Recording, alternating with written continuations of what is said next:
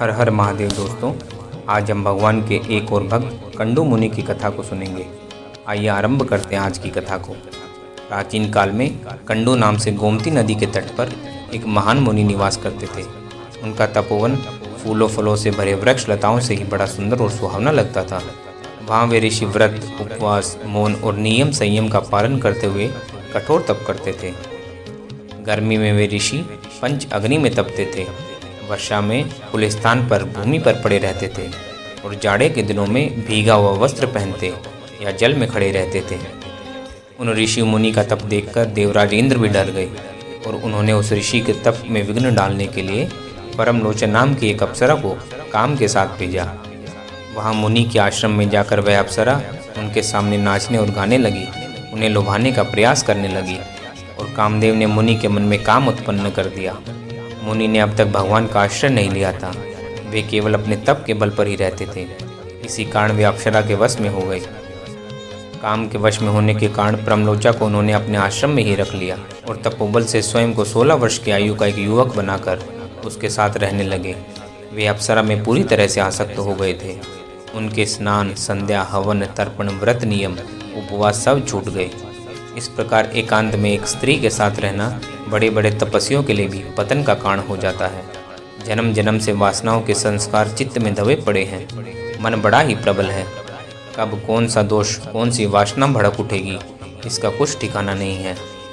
जो दोष अपने आप में ढूंढने से भी नहीं जान पड़ते, वे ही समय पाकर इस प्रकार उबाड़ पड़ते हैं कि मनुष्य उनका सदा के लिए दास हो जाता है। सारे संयम, सब विचार धरे के धरे रह जाते हैं। धर्म के स्वामी तो स्वयं भगवान हैं।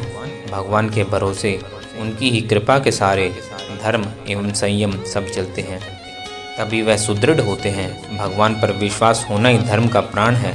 जहाँ प्राण नहीं है वहाँ सामाजिक सदाचार के रूप में संयम, सत्य आदि हो तो भी वे मृत के समान हैं। वे कब नष्ट हो जाएंगे इसका कुछ ठिकाना नहीं है। कंडू मुनि कामवश उस अप्सरा में इतने आसक्त हो गए कि उन्हें दिन रात, पक्ष मास तो क्या, वर्षों का भी कुछ पता नहीं चलता था। इस प्रकार 100 वर्ष बीत जाने के बाद जब उस अप्सरा ने स्वर्ग जाने की इच्छा बताई तो मुनि ने उसे कुछ दिन और ठहरने के लिए कहा। 100 वर्ष और बीतने पर परमलोचन ने फिर आज्ञा मांगी, तब भी मुनि ने कुछ दिन और ठहरने के लिए कहा। इस प्रकार शताब्दियां बीतती चली गई। मुनि आज्ञा देते नहीं थे और श्राप के डर से अप्सरा भी नहीं जा पा रही थी। एक दिन पूर्व के किए हुए अच्छे कर्मों के कारण मुनि को कुछ चेत हुआ। वे शीघ्रतापूर्वक कुटिया से बाहर निकले। अप्सरा ने पूछा, आप कहाँ जा रहे हैं? तब मुनि ने बताया, सूर्यास्त का समय हो रहा है, संध्या वंदन करना है, अन्यथा कर्मों का लोप हो जाएगा। अप्सरा ने हाथ जोड़कर नम्रतापूर्वक कहा, भगवान आज क्या सूर्यास्त कुछ नया हो रहा है? वह तो नित्य ही होता है। कितना समय बीत गया, आपने किसी और दिन तो संध्या वंदन नहीं किया। मुनि को बड़ा आश्चर्य हुआ। उन्होंने कहा, तुम यह क्या कह रही हो? आज सवेरे ही तो तुम यहाँ आई हो। अप्सरा ने बताया, भगवान यह तो आप ठीक कह रहे हैं कि मैं जब आई थी तब प्रातःकाल का ही समय था, किंतु उसे 907 वर्ष, 6 महीने और 3 दिन बीत चुके हैं। मुनि को विश्वास ही नहीं हुआ। अप्सरा ने समझाया, मैं आपके सामने झूठ क्यों बोलूँगी? भला ऐसा कौन साहस करेगा? फिर जब आज आप सतपथ पर पुनः आरूढ़ हो रहे हैं, तब मैं इस समय आपसे झूठ कैसे बोल सकती हूँ? परमलोचा की बात सुनकर मुनि को बड़ा ही दुख हुआ।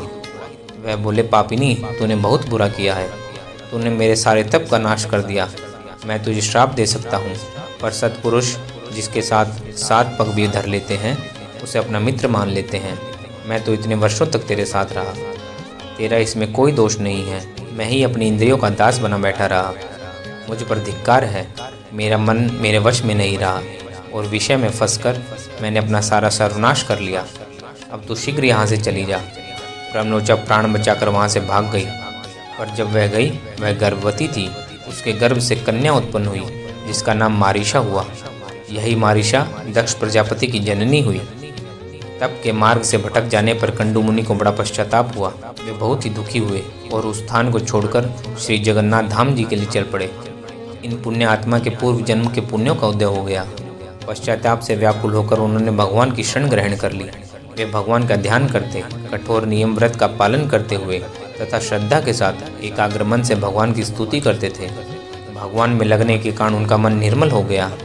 उसमें भगवान के दर्शन की प्रबल उत्कंठा जाग गई। उनके प्राण भगवान के दर्शन पाने के लिए तड़पने लगे और उनकी तड़प देखकर भगवान उनके सम्मुख प्रकट हो गए। अलसी के फूल के समान रंग वाले परम सुंदर ज्योतिर्मय श्री अंग पर पीताम्बर पहने, शंख चक्र गदा पद्म धारण किए हुए, वक्ष पर श्री वत्स के चिन्ह तथा वनमाला से भूषित त्रिभुवन सुंदर भगवान को मुनि ने अपने सामने ही देखा। भगवान ने उनसे कहा, ऋषिवर, तुम क्या चाहते हो? तुमको जो कुछ भी मांगना है मांग लो। कंडू मुनि प्रभु के चरणों पर गिर पड़े। उनके मुख से निकला, आज मेरा जीवन सफल हो गया। उन्होंने भगवान की पूजा की और भगवान के गुण प्रभाव आदि का वर्णन करते हुए उनकी स्तुति की।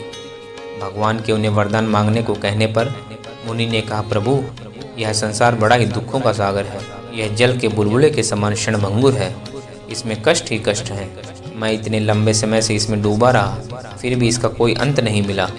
अब मैं भयभीत होकर आपकी शरण में आया हूँ। हे गोविंद, आप मुझ पर कृपा करें, मुझे इस संसार सागर से सदा के लिए पार कर दें। भगवान ने कहा, मुनि, तुम्हें अवश्य मोक्ष प्राप्त होगा। स्त्री या पुरुष, किसी भी वर्ण का कोई भी मनुष्य जो भी मेरी शरण में आता है, जो भी मेरी भक्ति करता है, वह अवश्य मुझे प्राप्त कर लेता है। भक्त वत्सल श्री हरि मुनि को वरदान देकर अंतर्ध्यान हो गए। मुनि ने समस्त कामनाओं को त्याग कर, ममता तथा अहंकार को छोड़कर, इंद्रियों को भली भांति संयम में रखकर मन को भगवान में लगा दिया और अंत समय में भगवान में ही वे लीन हो गए। हर हर महादेव। दोस्तों, यह थी कंडू मुनि की कथा। उम्मीद करता हूँ आप सभी को पसंद आई होगी। हम अगली कथा में फिर एक नए भक्त की कथा के साथ आप सबसे मिलेंगे। तब तक के लिए हर हर महादेव।